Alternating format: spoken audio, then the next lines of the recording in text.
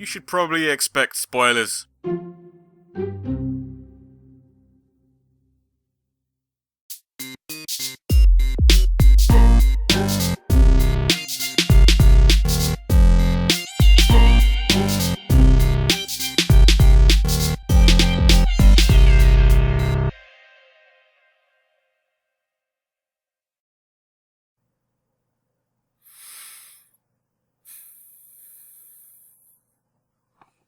Oh, God. It's Big the cat.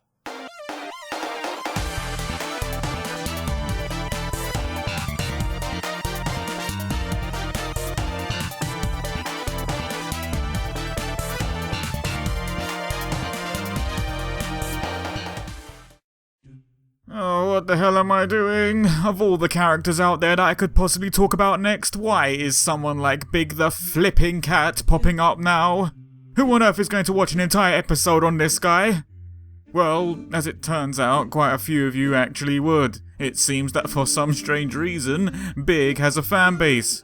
An actual fan base. That's some crazy shit.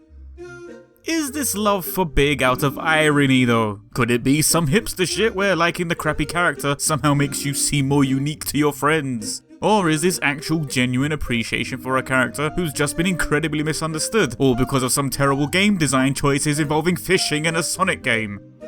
I guess curiosity has gotten the better of me, so I'm here to find out. Of course, as the saying goes, curiosity also killed the cat. So if I finish this episode and I've gained nothing from it, then Big the cat here is going for a sleep with the fishes that he spends all his days trying to catch. You get me, gangster? Anyway, some backstory, please. Backstory for Big the cat. Yeah, sure, look, while I'm at it, tell you what I'll do, while I'm at it, I'll get the backstory for item box number 47 as well, yeah? Unfortunately, Big's backstory has about as much depth as an evaporating puddle, but here it is. Big the cat lives in the forest with a frog called Froggy who runs away from him a lot, and Big has to get up off his big ass and go after him. That's it. I mean, what were you expecting? A Tarantino movie? Okay, alright, I'm cutting a few corners there, so I'll elaborate, but you'll find the story mostly sits more with Froggy than it does with Big, and on that note, this setup for a story is so incredibly illogical to the plot, it makes me wonder why they even bothered to include these two in Sonic Adventure at all. Oh yeah, it was because of the fishing, innit? Yeah. One night, while Big and his frog are sleeping, the land shakes and wakes up Froggy. Big doesn't wake up because he's a gumpy shit, so Froggy investigates and discovers a shallow puddle that ironically has more depth than Big's backstory. Anyway, the puddle turns out to be Chaos, the legendary monster, and for some unknown reason, Froggy decides to eat a bit of Chaos. Because what? Because what are you doing, you stupid shit? Look, Frog, you wake up in the middle of the night and wanting something to eat, then take your green ass to the fridge and you make a sandwich. You do not go out onto the street and eat a puddle. Weirdly, to what I can understand of it, Froggy then gets possessed by Chaos. Because eating a bit of Chaos now allows Chaos to manipulate Froggy. Yeah, okay, that's like eating a cheeseburger and suddenly getting possessed by a cow. Chaos then gets Froggy to steal an emerald from Big, and Big does absolutely nothing until the frog has run off with it, so that way Big would have a reason for his portion of the game to even exist, and that we would have to tiresomely play through. Before we go any further, can I just say how utterly batshit insane this is for a story setup? You mean to tell me Chaos's plan is to literally and physically get part of himself eaten by a frog just so he can manipulate said frog to steal a Chaos Emerald? Is that what you're telling me? If so, why didn't Chaos just go up to the emerald himself and take it? He was right there. The emerald was right there. Why on earth did he need to possess a frog to do all this? But DiGi, Froggy's not possessed by Chaos. You're misinterpreting the scene. Is that so? Well, what's the alternative then? Froggy wakes up hungry, eats a puddle, and then for no reason whatsoever decides to be an absolute prick by stealing his best friend's Chaos Emerald and running off with it. Because that's the alternative. And that makes even less sense than the first interpretation.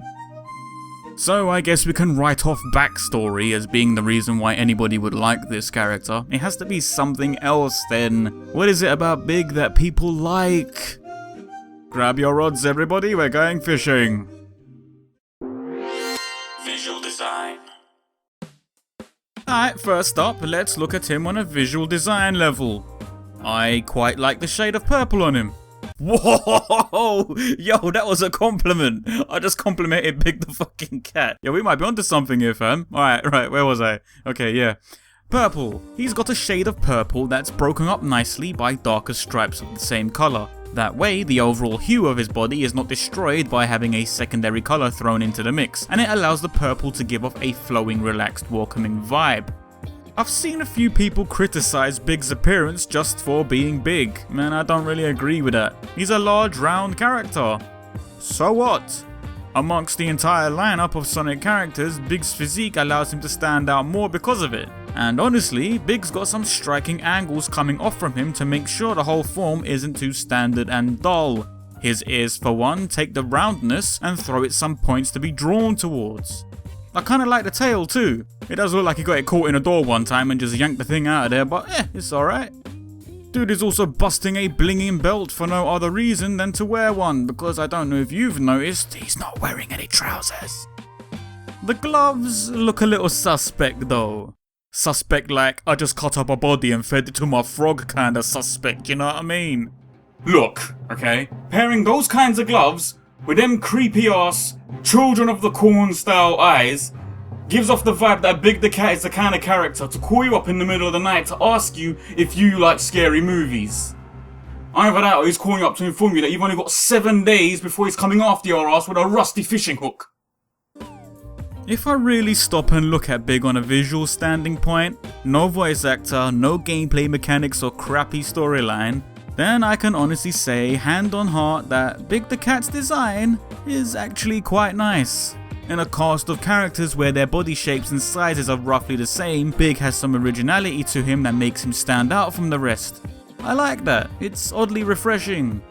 I really think the only thing I would change would be the eyes though, seriously. His eyes still look like someone turned the creepy dial up to Indian burial ground levels. But as he is, you know, Big looks kinda decent. Personality. Here's a dumb shit! Okay, alright, I take that back, okay? Big the Cat is not necessarily dumb. His mentality is actually less about being dumb and more about being slow. And he's slow in every sense of the word. Slow to act, slow to talk, and most obviously, slow to think. But being slow doesn't make him stupid, which is what everyone seems to label him as. His thoughts are always very much on topic and can be quite logical at times. He'll observe something, and while it might take forever and a day for his brain to send the words to his mouth, when he does start talking it usually always has point to whatever is going on in the scene. He won't, for example, be sitting there 1 minute watching his best friend get eaten by a monster and then casually overlook that tidbit of information just to discuss what he had for lunch that day. He'll recognise that, Holy Mother of Moses, my brethren's just been eaten, I better save his ass. You wanna know what annoys me the most about Big? It's that bloody voice. Seriously, that's the kind of voice that you hear when you're at a house party or something and you start looking for an exit. That really is the thing I find most annoying about Big, and it's probably what made me shun the character in the first place. It's this tired old trope that the big character is the slow dumb character, making our fat cat here slow on the update and taking too long to ever get going. His voice is presented in a way to show he's slow. And because of that, it's annoying to listen to as the scenes with him in it sometimes comes to a screeching halt. Come back here! What's wrong with you? Something's not right. We've always been friends, for years. He has a heart of gold and he means well. He has shown to care for his friends and will always try his best to help those in need. As far as the Sonic universe goes, this guy has all the markings of a bloody hero. And it's all let down by his incredibly snail-paced delivery. Is the only way to portray a character as a lazy character by making them sound like a gump when they talk? Cause I don't think so. And I could probably bet you right now, all crappy fishing game elements aside, if Big had been presented with a much more active voice instead of the cliched duh style they gave him, then this character would have had a much warmer welcome. And yes, I know Big's first voice actor was actually John St. John, the guy who voices Duke Nukem. Hell, I'll take Big with a Duke Nukem voice over anything else Sega would have cooked up. Hey, Bug Eyes. Stop eyeballing me. My gun's bigger than yours. What a pussy.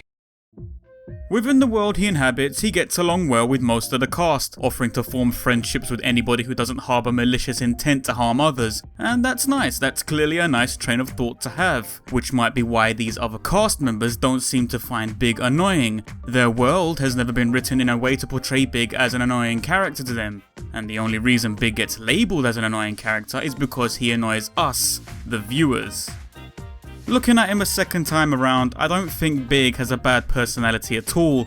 I just think it was presented in a terribly cliched way that made it difficult for new fans to approach, and I think it was this reason that cost Big his chance at a possible longer standing career. Importance.